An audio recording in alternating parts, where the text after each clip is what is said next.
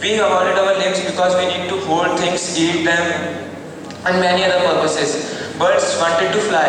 Birds were adapted to fly, so they developed feathers. Here you can see the human limbs, the horse hooves, whales flippers. Also the bone structure have changed, but they are all considered as limbs. The modifications in the limbs, the evolution in the limbs. Now, we come to the theories of evolution. There were many theories of evolution. The first one was Lamarckism, which was proposed by Jean-Baptiste de Lamarck. Now what he said, that we use our things. We use and misuse our things. It is applicable to our vestigial organs. Our appendix, which is not used by us, scientist proof says that after some time it will be disappeared from our body, but it's still there. That's why these theories were criticized. Enlargement of giraffe's neck, as you can see in the picture. Giraffes first, you can see there giraffes were eating grass. The trees grew taller. The grass on the land was eaten by other animals as well. So there was a much more pressure on the grass on ground. So they had to go on the trees. Now if they couldn't reach, they stretched and they reached the height of the tree. For example, also flightless birds. You can see the example of ostrich. Now why ostrich became a flightless bird? Because you can see its body weight. It's too big, it can't fly, but its limbs were developed to run on the ground. Its limbs evolved so that it can run on ground. You can see penguins, they cannot fly, but they can swim very well. They adapted to their surroundings as they were there. Now, theory of natural selection. This was proposed by Charles Darwin. It's already there. We are also seeing the process of natural selection. For example, let me give you an example of spider. A spider lays thousands of eggs, but we frequently see only 2 or 3 spiders in our home. But that spider have laid thousands of eggs. Now because nature select the best one for the survival of species, all the other children were killed, pressed underneath our books, shoes, etc. Only the best one could survive. This is the natural selection.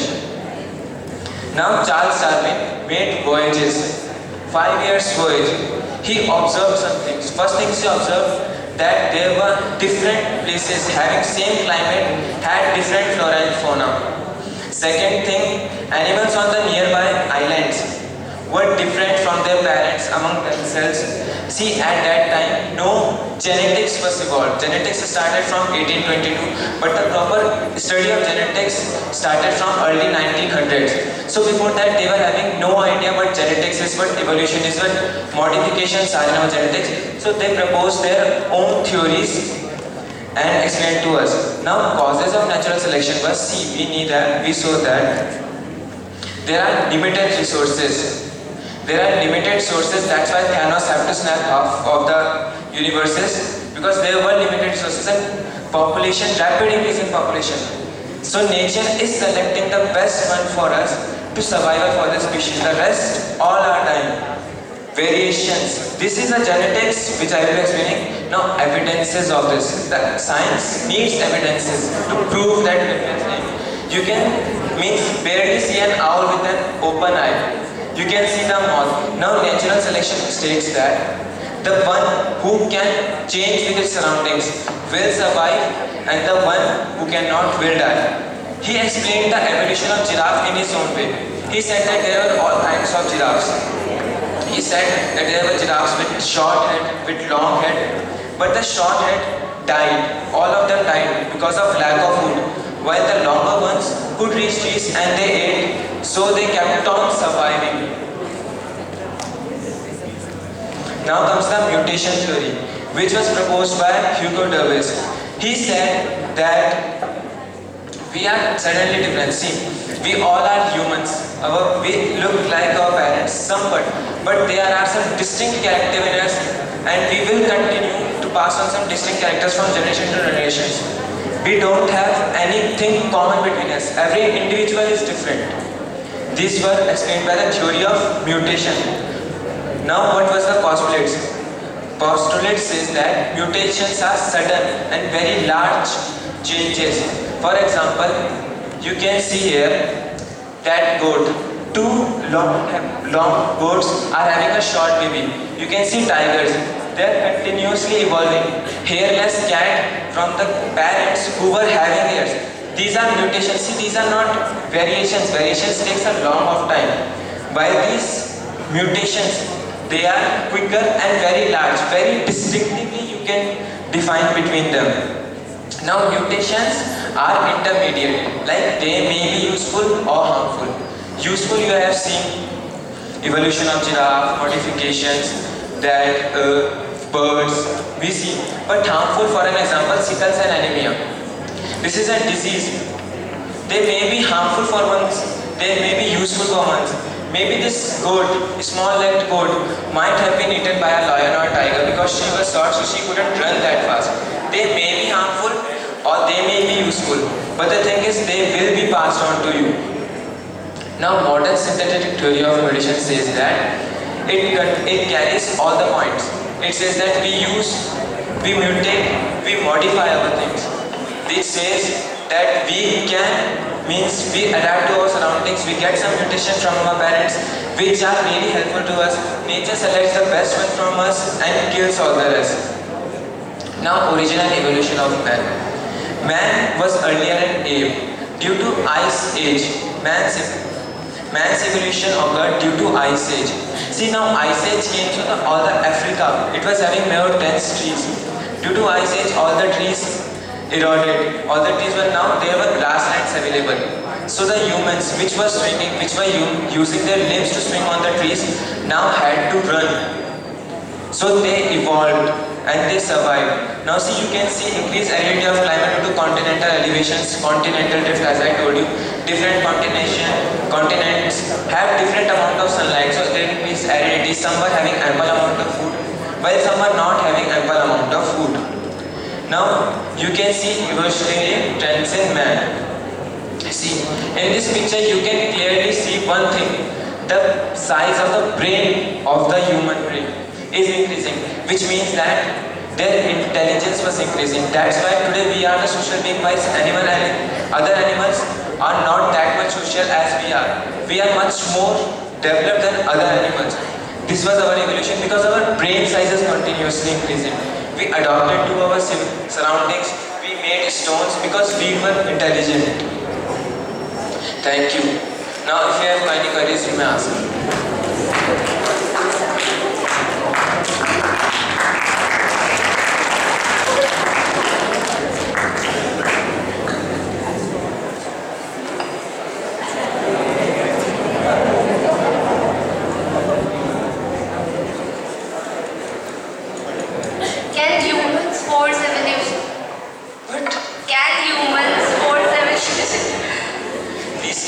Slowly and clearly. Can evolution be forced by humans?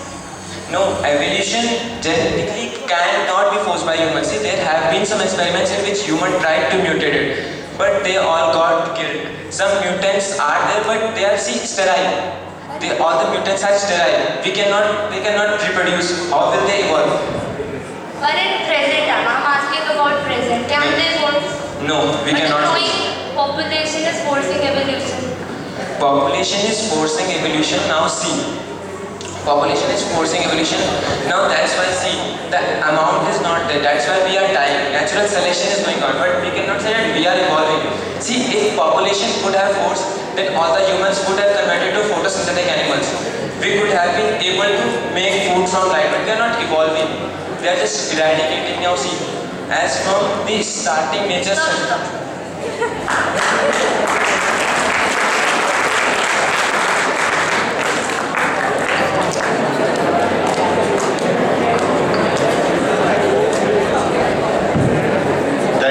You told animals who live around the surroundings, they develop their characteristics, like you gave an example of a moth. But I want to ask you that diamond-headed rattlesnake, it is the best hider in the surrounding, but why their species is very rare.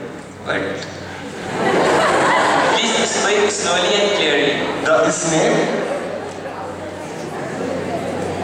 diamond-headed rattlesnake, yes, it is a very rare species in surrounding, yes, but it is the best hider means it can hide in the surrounding very properly and no one can found it in the surrounding. But why it is very rare? The answer is in your question.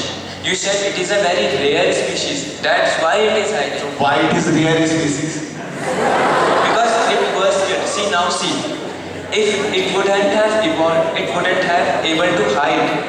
Then it would have killed easily. Many of them were killed. As I told you, there were mutations, there were changes in the surroundings. That's why the rattlesnake needed to hide. If it wouldn't have been hiding. Now suppose, I will give you an example. Suppose you are a class person. If you will not study, not at all, can you reach to class 10th? Yes. That's why cheating. That's why asking. But I am in class 11th.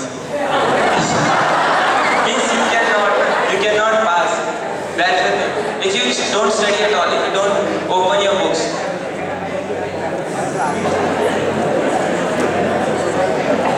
Any more questions?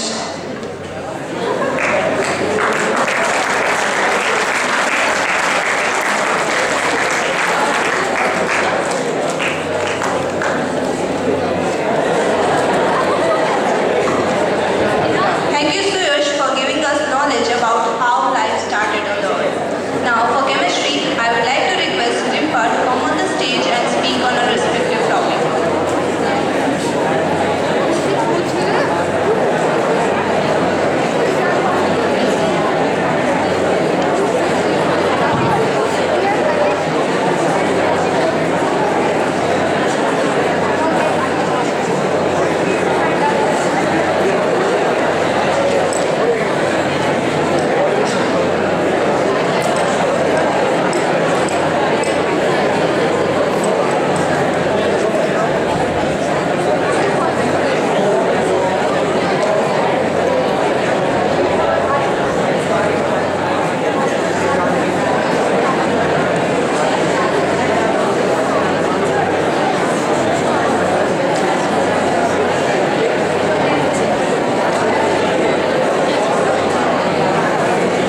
A very fine good afternoon to you and welcome to the second science seminar of the academic year 2022-23. Myself Rimpa and I am here to present my topic on the subject of chemistry and my topic is chemical thermodynamics.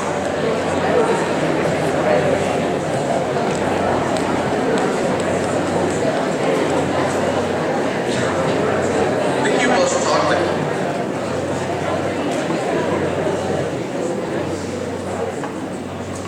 So before starting, firstly I would like to show you a video to give you a basic introduction of what actually is thermodynamics.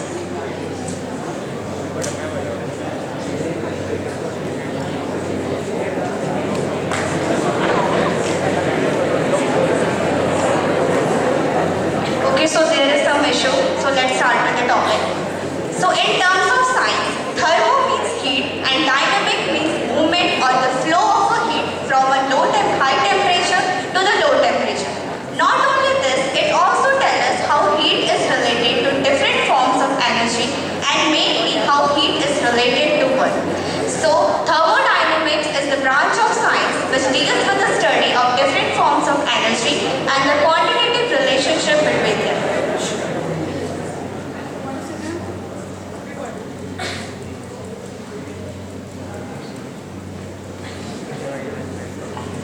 So some terms related to it, systems and surrounding.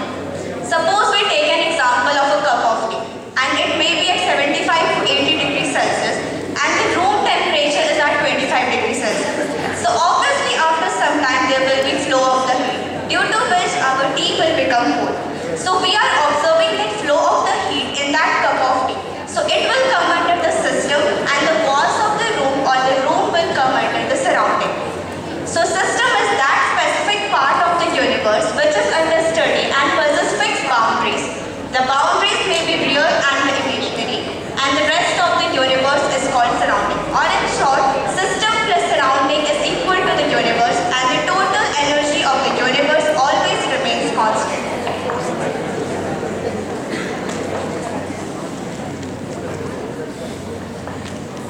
So types of system, there are three types of system. Open system, closed system and isolated system. So first,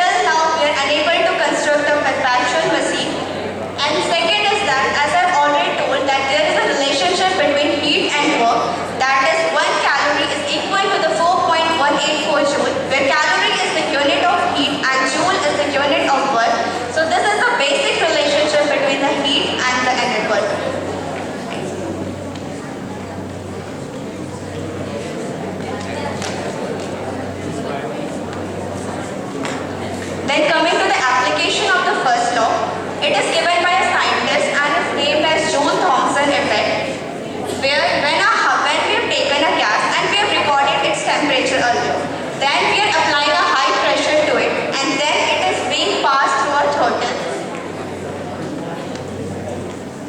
This between dotted lines is throttle and it is made up of cotton and silk, and when it is being passed from a high pressure to a low pressure region under adiabatic condition, that is no heat is evolved or absorbed, then the temperature of the gas which we have observed earlier is lower than the temperature we have got now. So this change in temperature due to adiabatic expansion of the gas is known as Joule-Thomson effect.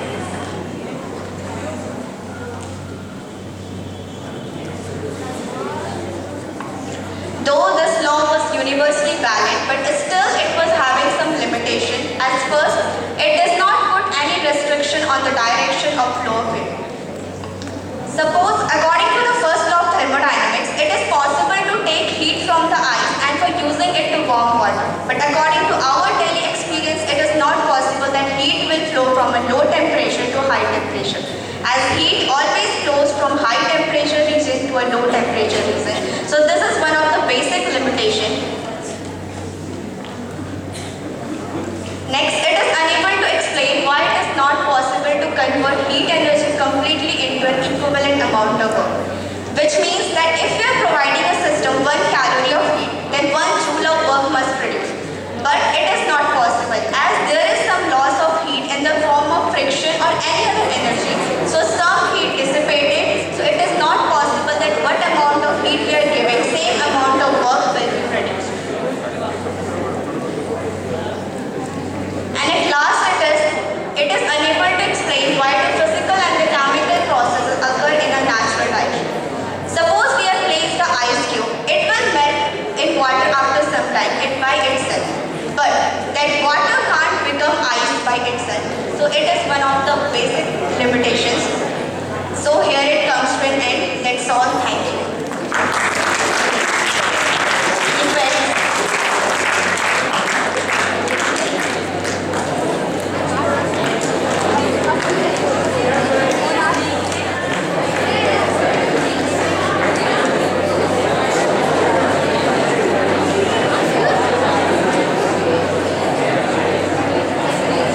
Who gave the first law of thermodynamics? Sorry, this I don't know.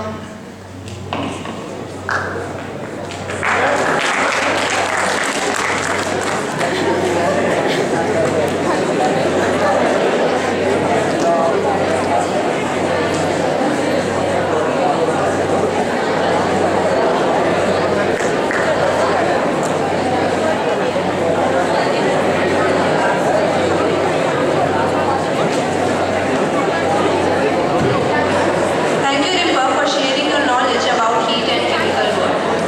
Now, this is our last presentation of the day. For biology, I would like to request Sumit and Aditya to come on the stage and speak on their respective topics.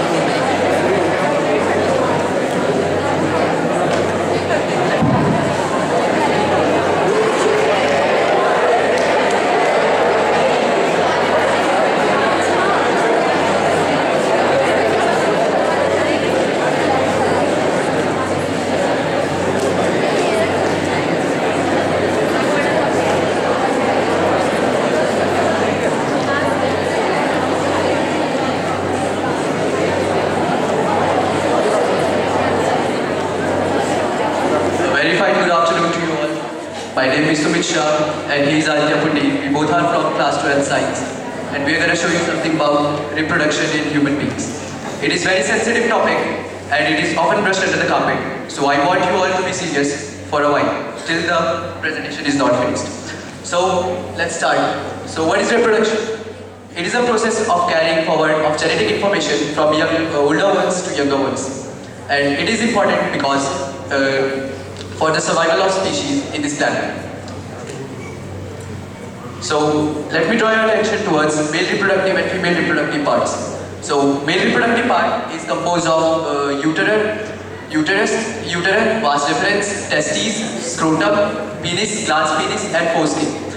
Now in female reproductive organ we see fimbriae, endometrium, uterus, ovaries, cervix, and vulva. So, I'm going to tell you about formation of sperms, which is also known as spermatogenesis. So, in this, the sperms are formed inside the testes, inside the seminiferous tubules, which I will like to tell you about the spermatocytes, which are divided from diploid cells to haploid cells, like from 2N to NN. Here it is not given type A spermatogonia and type B spermatogonia. So I will tell you about type A and type B spermatogonia. Type A spermatogonia are the spermatogonia which are going for division for stem cells, and then afterwards they again produce as spermatogonia. For further division, it goes for mitosis 1, which forms secondary spermatocytes. Then again they divide, form meiosis, and they form spermatids. Next slide. The formation of spermatids and formation of sperm is known as spermatogenesis. So formation of spermatids is basically divided into 3 parts: multiplication phase, growth phase, and maturation phase. In multiplication phase, the mass of undifferentiated germ cells arise by a mitotic division of germ cells and form diploid spermatogony, which contains 46 number of chromosomes, 46 plus 46 chromosomes, and 44 plus X or Y. Next slide. Now, the growth phase. In the growth phase, spermatogonia grow in size, accumulate nutrients, and replicate in DNA. And the third, maturation phase. This is the first reduction phase in spermatogenesis. 2 haploid cells are formed with having 23 chromosomes, 22 plus X or 22 plus Y chromosomes. Division takes place, spermatogonia divides, and cells are formed would have 22 plus X and 22 plus Y. The daughter cells formed are known as spermatids. Now, spermiogenesis.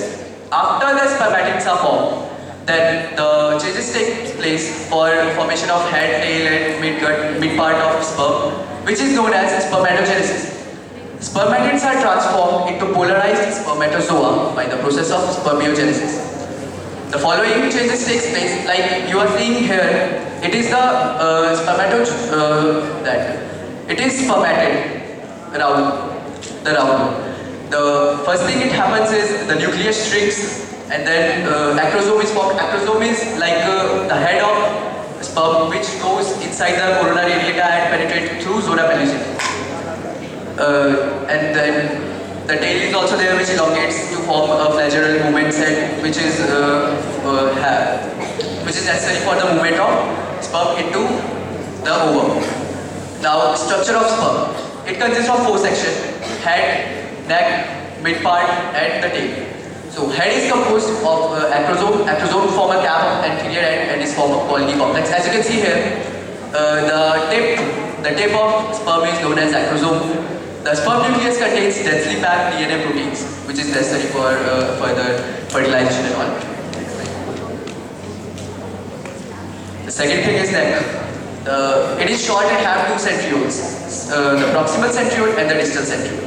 The proximal centriole is induced while fertilization, and it is necessary in forming of cleavage.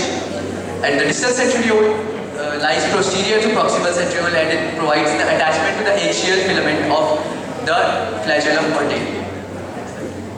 Middle piece consists of apical part of axial filament. It is also, I can call it, mitochondria is also there, which provides energy for the movement of sperm tail or flagellum.